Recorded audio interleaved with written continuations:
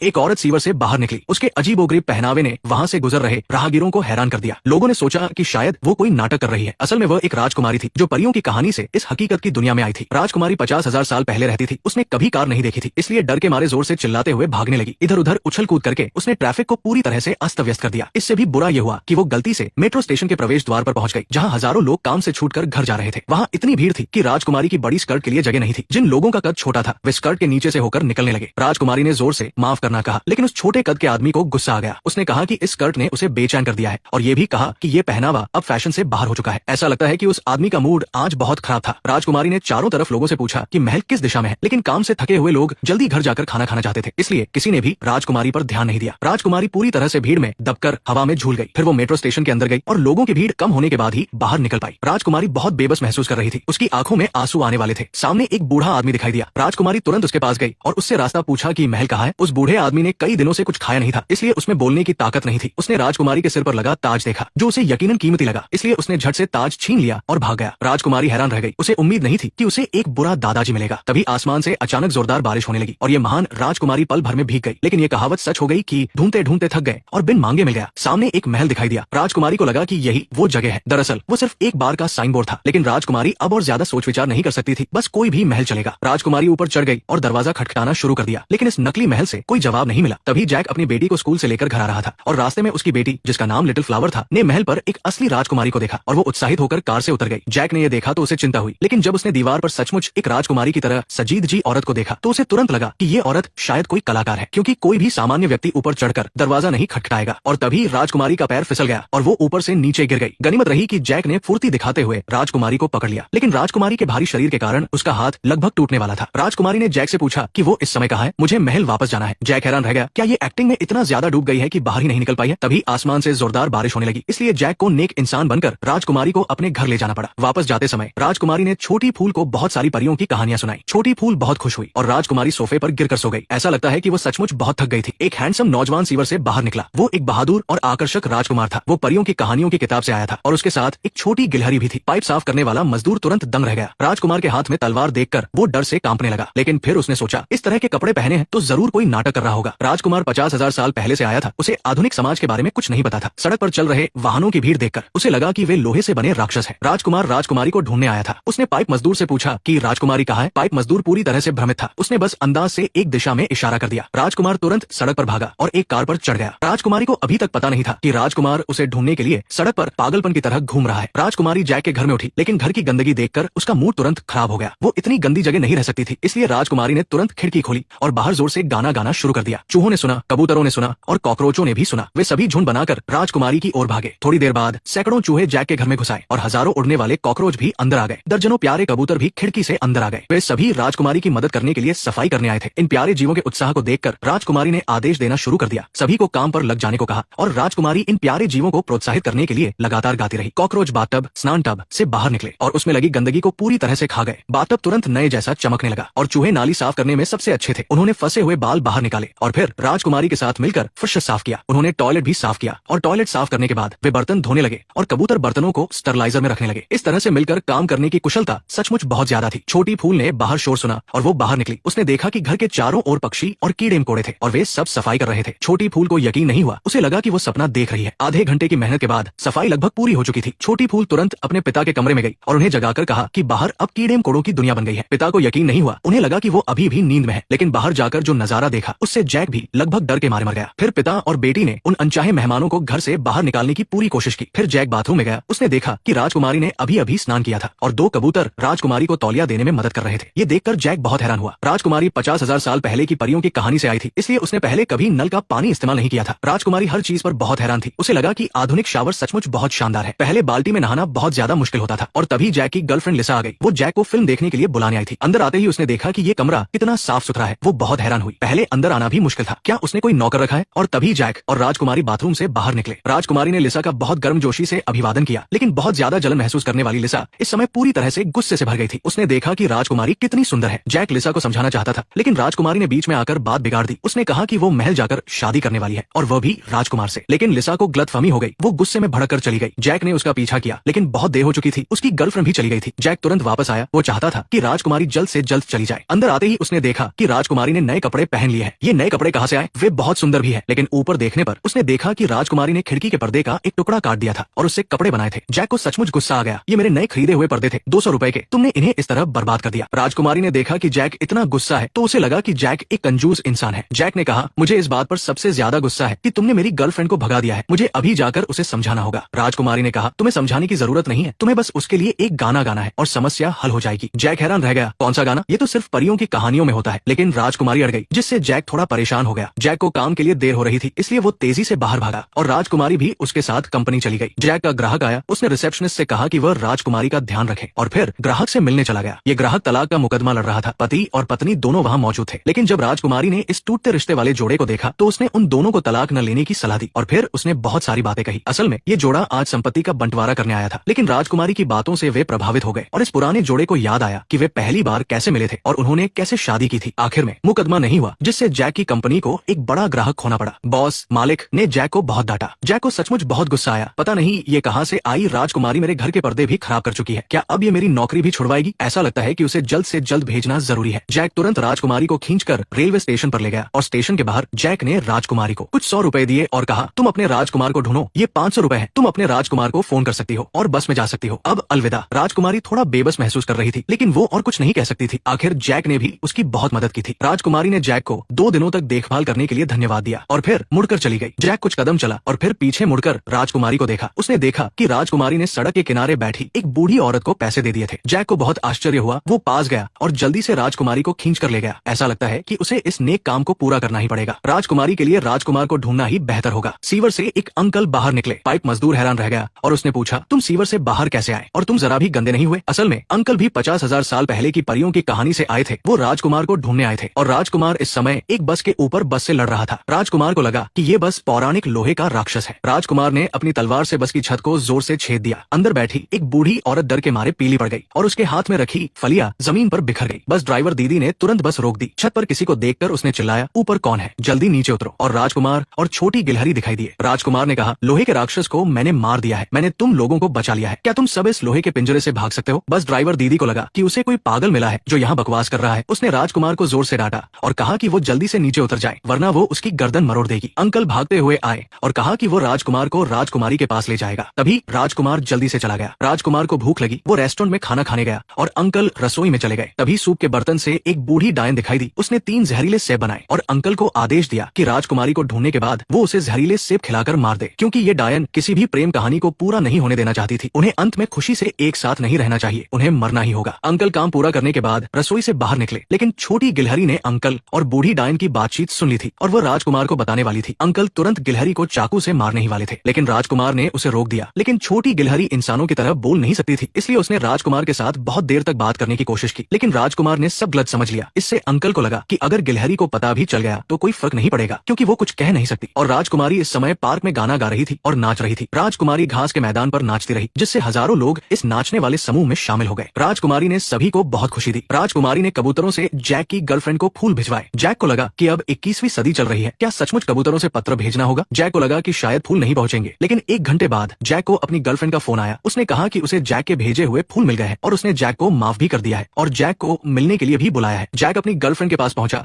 और उसने जैक से कहा, तुम कितने रोमांटिक हो, तुम्हें कबूतर कहाँ से मिले। तुम पहले मुझे सिर्फ ईमेल और मैसेज भेजते थे, लेकिन इस बार तुमने कबूतरों का इस्तेमाल किया। खैर, मैंने तुम्हें माफ कर दिया है, मुझे तुम पर विश्वास है। जैक को तुरंत बहुत खुशी हुई, ये राजकुमारी की वजह से हुआ। जैक और उसकी गर्लफ्रेंड का रिश्ता फिर से ठीक हो गया। जैक ने राजकुमारी को धन्यवाद देने के लिए उसे रात के खाने पर बुलाया। राजकुमारी बहुत खुश थी और तभी अंकल आ गए। उन्होंने डायन के दिए हुए जहरीले सेब से एक गिलास लाल सेब का जूस बनाया और राजकुमारी से कहा कि ये रेस्टोरेंट की तरफ से मुफ्त है। राजकुमारी बहुत खुश हुई, वो पीने ही वाली थी कि छोटी गिलहरी तुरंत कूद पड़ी और जूस का गिलास गिरा दिया। छोटी गिलहरी ने राजकुमारी की जान बचा ली। अंकल को सचमुच बहुत गुस्सा आया, ये छोटी गिलहरी सचमुच काम बिगाड़ती है। राजकुमारी के कपड़े गंदे हो गए थे। घर आने के बाद उसने फिर से एक और स्कर्ट बनाई। इसके लिए उसने जैक के घर के पर्दे को फिर से काट दिया, लेकिन इस बार जैक को गुस्सा नहीं आया। राजकुमार ने बहुत मुश्किलों के बाद आखिरकार राजकुमारी को ढूंढ लिया। राजकुमारी ने भी अपने राजकुमार को देखा, जिसके लिए वो दिन रात तरसती थी, और दोनों खुशी से गले मिले। लेकिन राजकुमार को गलतफहमी हुई कि जैक ने राजकुमारी का अपहरण कर लिया है और वो अपनी तलवार से उस अपहरणकर्ता को मारने ही वाला था। राजकुमारी ने तुरंत उसे रोक दिया। राजकुमारी ने कहा कि जैक एक अच्छा इंसान है, इन दिनों उसकी देखभाल उसी ने की है, वो मेरा दोस्त है। तभी राजकुमार का गुस्सा शांत हुआ, लेकिन राजकुमारी को अभी भी लगा कि राजकुमार का ये व्यवहार बहुत जल्दबाजी भरा था, लेकिन शायद ये सब प्यार की वजह से था। और तभी राजकुमार ने अपने गाने से राजकुमारी के लिए अपने उमड़ते हुए प्यार को जाहिर जाहिर किया। लेकिन राजकुमारी राजकुमार के साथ गाना नहीं गाना चाहती थी। उसने कहा कि वो राजकुमार के साथ डेट पर जाना चाहती है। राजकुमार नहीं समझा कि डेट क्या होती है, क्योंकि 50,000 साल पहले की परियों की कहानी की दुनिया में राजकुमार और राजकुमारी को मिलने के बाद तुरंत शादी कर लेनी चाहिए और फिर हमेशा खुशी से रहना चाहिए। डेट का कोई हिस्सा नहीं था, लेकिन राजकुमार फिर भी राजकुमारी के साथ डेट पर जाने के लिए राजी हो गया और राजकुमारी को भी जैक को अलविदा कहना था।